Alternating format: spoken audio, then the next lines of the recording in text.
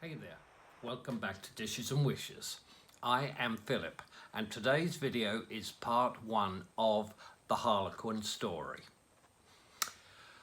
Harlequin is Homer Laughlin's pattern. It's the perennial head bridesmaid behind solid colored Fiesta, which is arguably, it's one of the two largest selling solid colored dinnerwares, American manufactured in history. Fiesta today is probably the number one since it's still being manufactured, and the other major contender, which is a major line from Russell, Wright and Steubenville, is of course American Modern. So today this is part one of the Homer Laughlin, of the Harlequin story, and we're going to be looking at the initial introduction of this pattern. It was developed during the summer and fall of 1936 by Frederick Reed, who was the head of the art department. They developed shapes and glazes and oversaw decorations. So they worked on Harlequin in 1936 and it was released in 1937. It was sold exclusively through F.W. Woolworth's Five and Dime high street stores.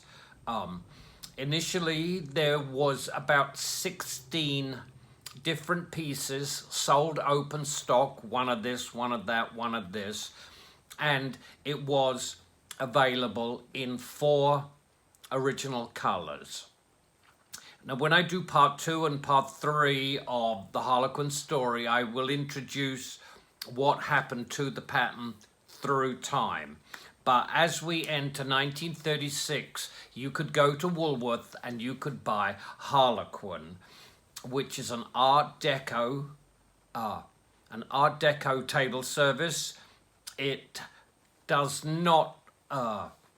It's really the last famous American tableware service that doesn't pay any lip service to ergonomics.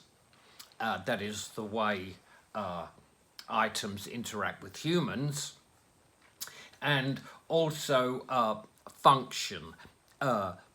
If you collect Harlequin, you may already know this, and if you don't, it's difficult to use a creamer without it dripping. This is a perennial problem in the industry. There are tricks to it, and if you go to the right class, you might learn it, or you can teach yourself. I don't want to get sidetracked on etiquette. We'll be here all day. But suffice to say, it's Art Deco design inspired, and that means that the design of the item is the number one propelling force here. In later patterns, you will see ideas such as ergonomics and the mid-century modern idea of form following function. That means that depending on what the item was wanting to do would depend a lot on how it would look. And also that introduced itself in 1939, and I will talk a lot about that later. So we have got form following function and ergonomics that are nothing to do with Harlequin. It is the last hoo-ha of Art Deco in the solid colored dinnerware American manufactured design. The 4 original colors were a blue, a maroon, crimsony red, cranberry dark red, a yellow, and a spruce green. Now, a lot of people think that all of the colors were developed for the brand new Harlequin line, but that is not true. 3 of the 4 colors were already in production in a line that had been produced that had been introduced a year before in 1936 while Harlequin was being developed. That pattern is called Tango. It's a fairly rare pattern, but it's out there. We may talk about it a little later. But anyway, so Harlequin only has one color that is designed for it, and everybody knows it as Harlequin yellow. It is a happy, bright color, and I'm going to show you. I collect Harlequin. I have done on and off for goodness knows how long.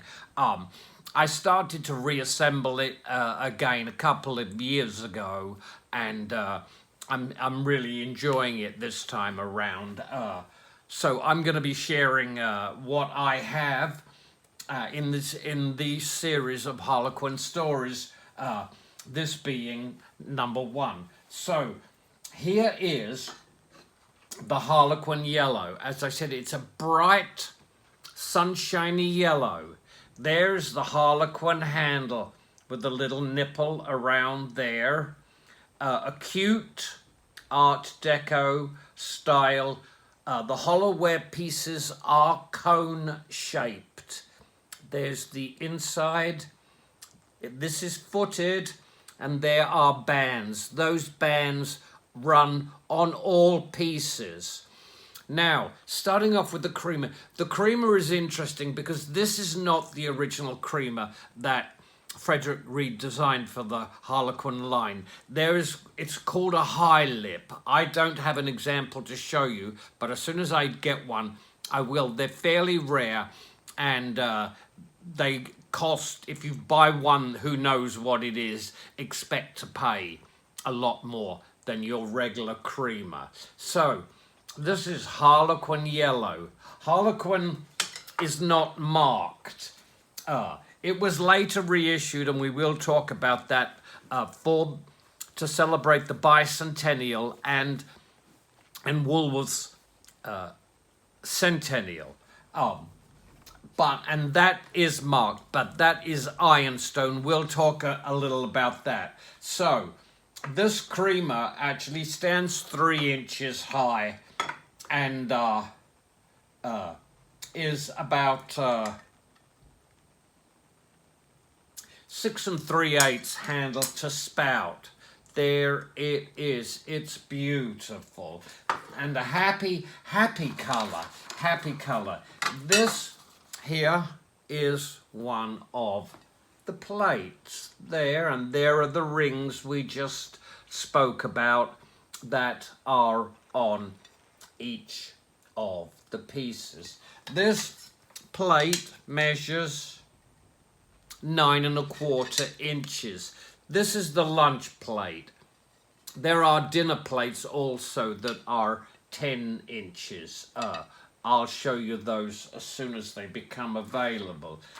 So that's a lunch plate. And here is a cup and saucer. There it is. I'll take them apart. I'll show you the saucer there. There it is. Nice happy yellow. There are the bands. There's the reverse. No marking. And here is the cup. There it is.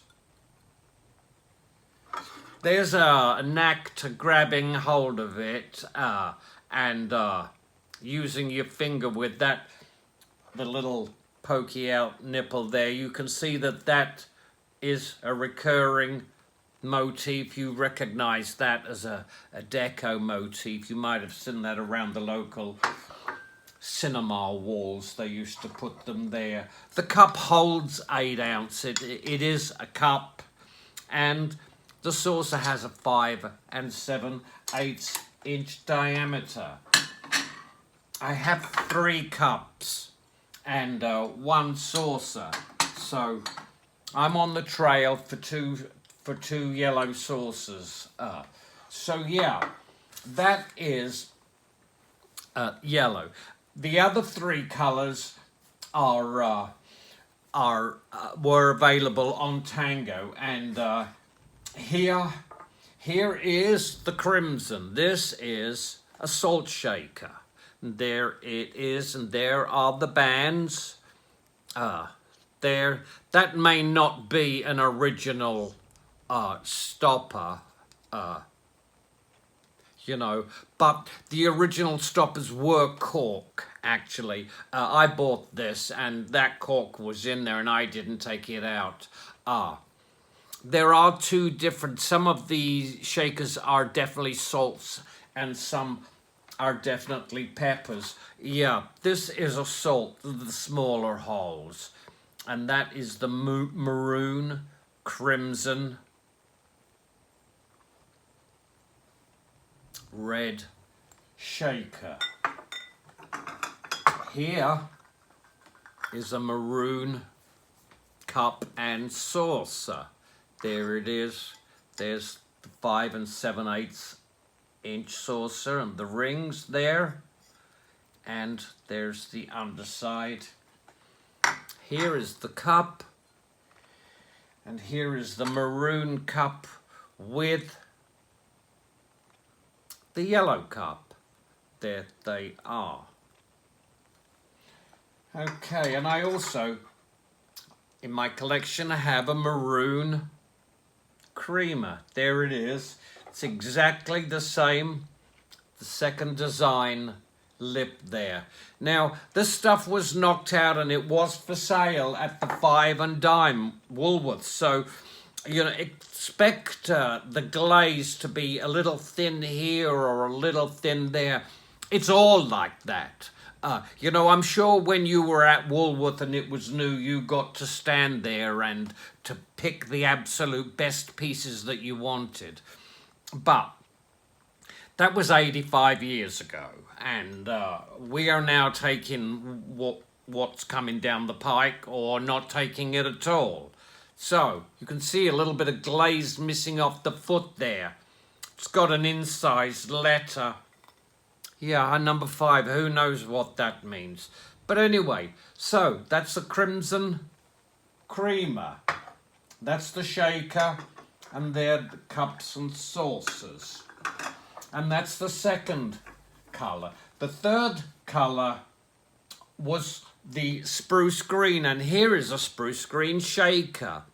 There's the bands, and it sits, and you can see up against the maroon shaker. The spruce shaker has bigger holes. This one has smaller holes. You know what that's like. So I may have bought these as a pair because this spruce shaker looks like it has a similar cork. Why I say that looks doesn't, because this looks like somebody has trimmed it down. I mean, you know, you got to give them a B plus for ingenuity, and I think a B minus for execution. But anyway, let's not be too critical. It served, it functioned. Anyway, so there's the shaker for the pepper and the salt. Make sure you know your holes, girls. And then I also have a spruce green cup and saucer. And there it is.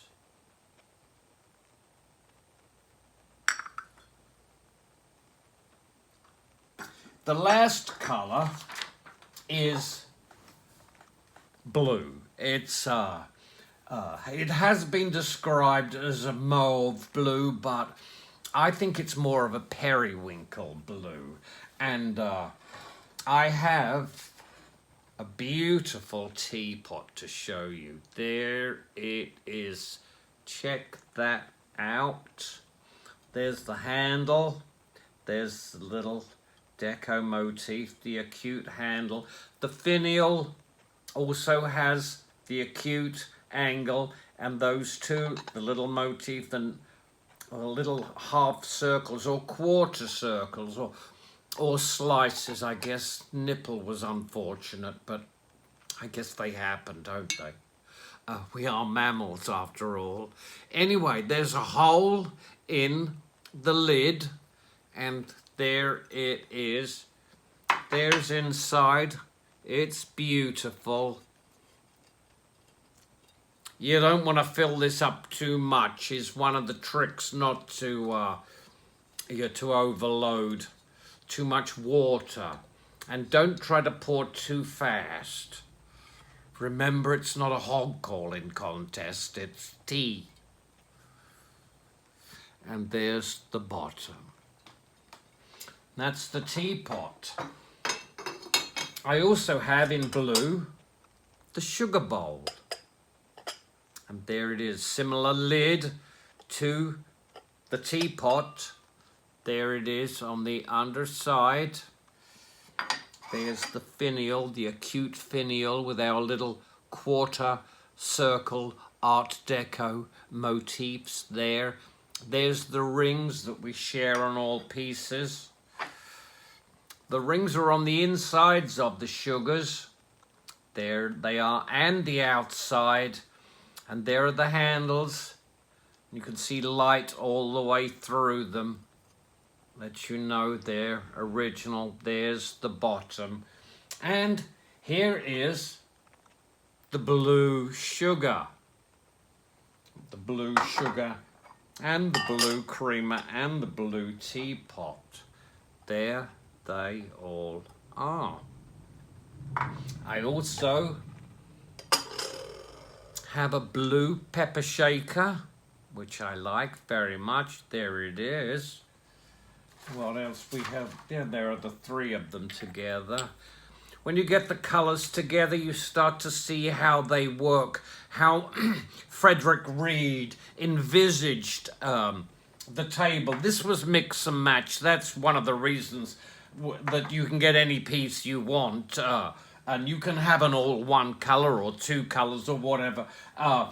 It seems from what you find, mostly you find a mixture of the stuff on the resale market. Occasionally, you will find all one color. So that's the shaker and the sugar and the creamer. Here's the cup and saucer in the blue. There it is. There's the handle. There it is up close. There's the rim and the inside. And here's the blue saucer. Mix and match. There's the blue and the yellow cup, which sort of work together nicely. And you can mix and match. There's no police will be knocking on your door. No fashion cops. And here is the blue. I think this should be 9 1/4 inch. There's another lunch plate. That's the blue one, and here it is against the yellow one. Very nice. I like it very much. Anyway, so that is my collection of original offering Harlequin. I will be back with you with part 2 very soon, and I will be showing you new colors, and we'll talk about what happened after the first year, 1937, this was introduced, and we'll be moving forward. We'll be talking about 1938 and 1939. We won't mention the Poland or anything, but we'll be talking about dinnerware, and I'll see you then. And remember, if you're on eBay, Dishes and Wishes has over 300 items, china and glass and knickknacks and odds and sods that you never knew you wanted or you never knew you loved. Check it out and say hi, and I wish you well. We'll talk soon, and I'm going to be making some shorts. I've got some wonderful pieces to show you, and I'm sure you're going to like them. In the meantime, stay safe and be good. or be bad or be good bad.